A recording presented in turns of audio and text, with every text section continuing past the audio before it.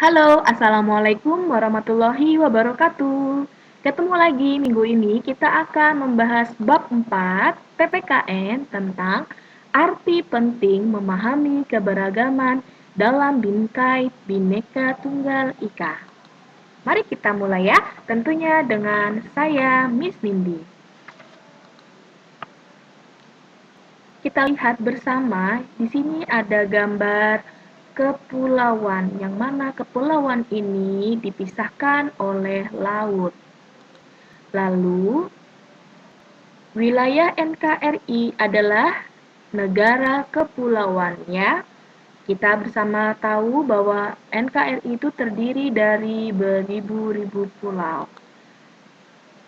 Pada Undang-Undang Nomor 6 Tahun 1996 tentang Perairan Indonesia menyebutkan pengertian negara kepulauan dan dapat mencakup pulau-pulau lain.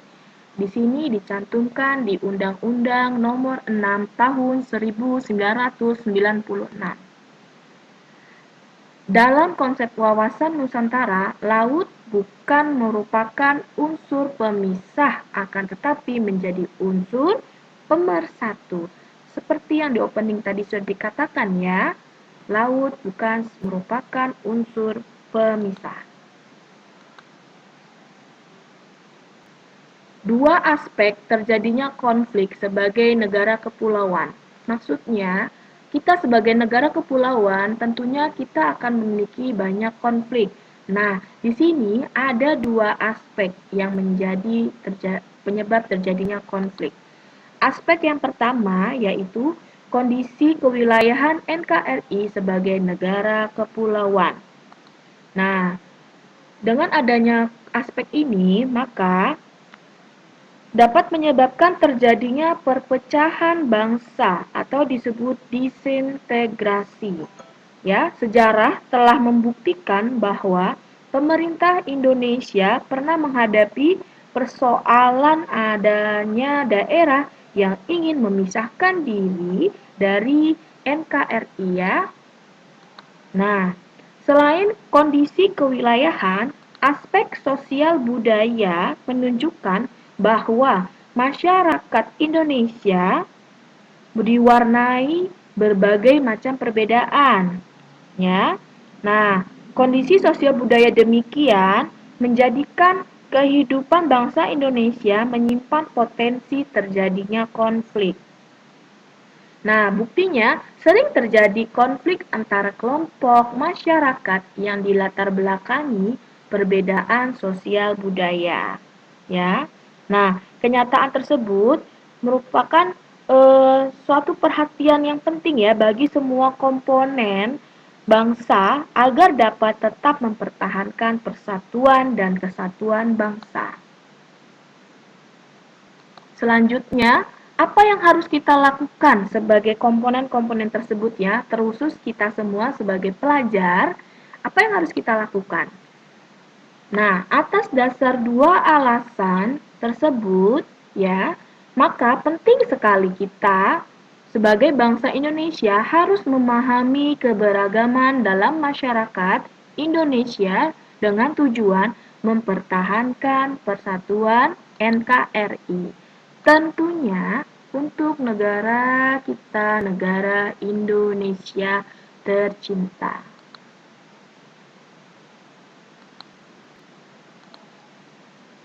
Keberagaman bangsa Indonesia ini memiliki dampak positif sekaligus dampak negatif ya.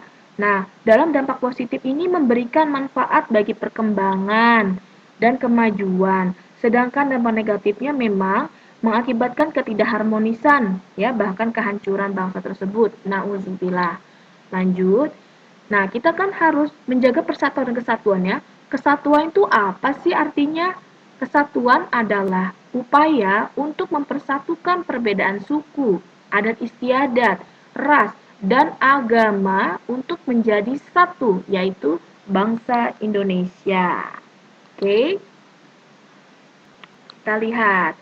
Dari ringkasan kesatuan tersebut, situ sudah melambangkan bahwa kita memiliki semboyannya, yaitu Bhinneka Tunggal Ika ya.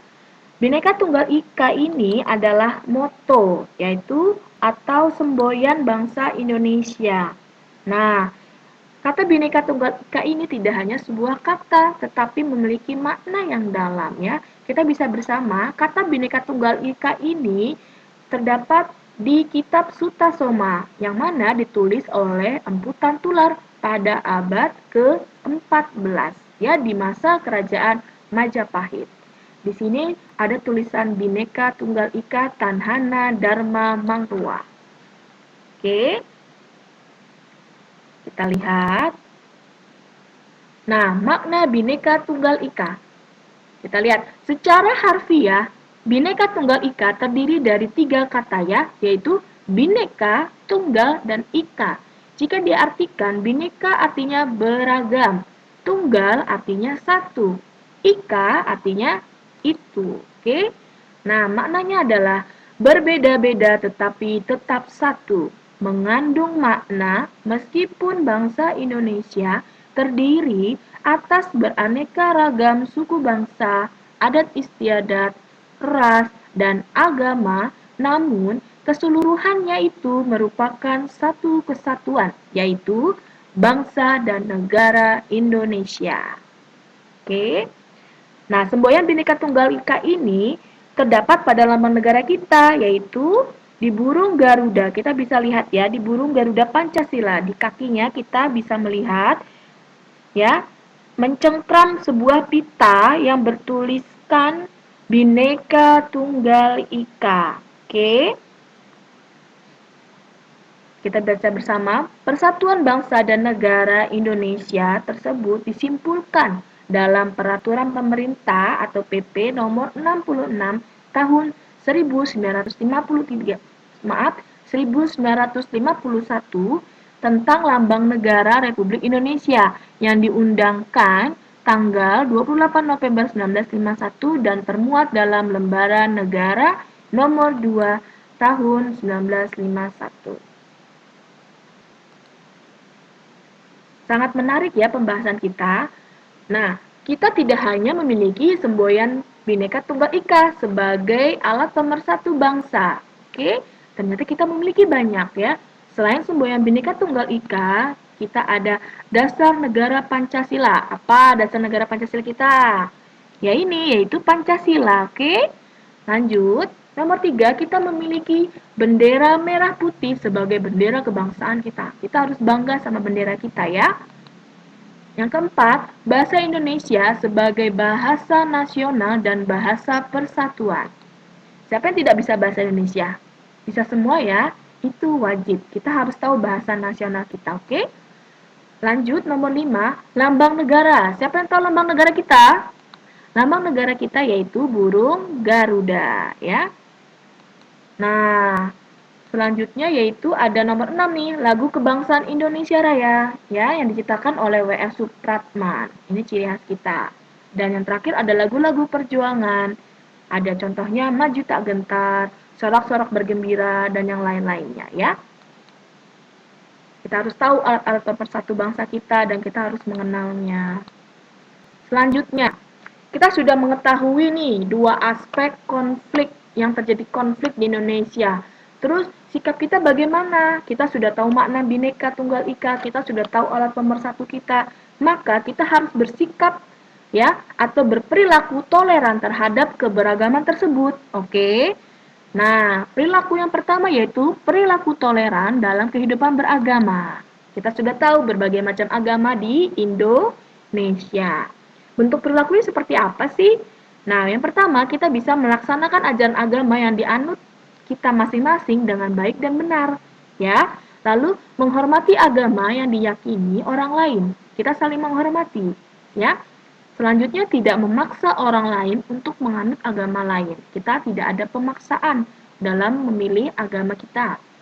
Dan terakhir toleran terhadap pelaksana ibadah yang dianut pemeluk agama lain. Nah, dalam Undang-Undang NKRI tahun 1945 itu sudah ada di pasal 29 ayat 2 yang berbunyi, negara menjamin kemerdekaan tiap-tiap penduduk untuk memeluk agamanya masing-masing dan untuk beribadat menurut agamanya dan kepercayaannya itu. Ingat ya, di pasal 29 ayat 2, kita sudah diatur di undang-undang kita bahwa kita dijamin untuk kemerdekaan dalam memeluk agama yang kita yakini. Nah, masih dalam perilaku toleran. Sekarang yang kedua, setelah toleran dalam beragama, kita harus perilaku toleran terhadap keberagaman suku dan ras Indonesia. Perilakunya bisa kita lakukan yaitu saling menghormati harkat dan martabat manusia lain. Tidak ada cicir-mencicir ya. Nah, selanjutnya nomor 2 yaitu berperilaku baik kepada semua orang tanpa memandang berbagai perbedaan. Tidak ada memilih suku, memilih ras. Oh, orang ini orang Jawa, orang Sunda, kita berbuat baik. Selain itu tidak baik, tidak boleh ya nak. Lanjut, tidak membedakan antara ras yang satu dan yang lain. Tidak boleh membedakan ras ini, ya. Tidak boleh dibedakan, ya. Semuanya sama, kita harus bersikap baik. Dan yang terakhir, tidak menjelek-jelekan atau menghina atau merendahkan ras orang lain, ya. Tidak boleh. Karena ini yang harus kita lakukan sebagai bangsa Indonesia. Selanjutnya, yaitu perilaku toleran terhadap keberagaman sosial budaya. Ya, setelah suku, kita akan bertoleran keberagaman sosial. Gimana sikap kita sebagai pelajar khususnya ya? Nah, sebagai pelajar tentunya kita harus memelihara dan menjaga kebudayaan bangsa Indonesia ya. Kita penerus bangsa. Nah, sikap kita mengetahui keanekaragaman budaya yang dimiliki bangsa Indonesia. Harus mengetahuinya. Yang kedua, mempelajari dan menguasai salah satu seni budaya sesuai dengan minat kita. Ayo coba, kalian sudah mempelajari apa tentang seni budaya yang kalian minati? Selanjutnya, merasa bangga terhadap budaya bangsa sendiri. Siapa yang tidak bangga? Wah, kita harus bangga ya. Indonesia memiliki berbagai macam budaya kita. Ya, dari tariannya, dari lagunya sangat indah ya. Nah, selanjutnya menyaring budaya asing yang masuk ke dalam bangsa Indonesia. Kita tidak boleh, walaupun kita di era globalisasi, tidak boleh langsung menerimanya begitu saja. Tapi kita harus menyaringnya. Yang mana yang baik, yang mana yang bukan. Tentunya tetap berpegang teguh tentang budaya kita, tidak boleh dihilangkan. Oke. Finally, kita sudah di slide terakhir. Terima kasih sudah menyaksikan video ini dan kalian bisa mengulas kembali video ini untuk memahami lebih lanjut. Dan kalian bisa membuka buku paket untuk dibaca kembali supaya lebih paham. Ya, thank you for your attention. Terima kasih sudah menonton. Nanti dikerjakan tugasnya ya nak. Dan kita ketemu minggu depan yaitu tentang ulangan harian atau penilaian harian bab 4. Silakan dipelajari dari bab 4 ini dari yang pertemuan pertama hingga pertemuan sekarang, oke? Terima kasih. Salam semangat anak bangsa. Terima kasih. Wassalamualaikum warahmatullahi wabarakatuh.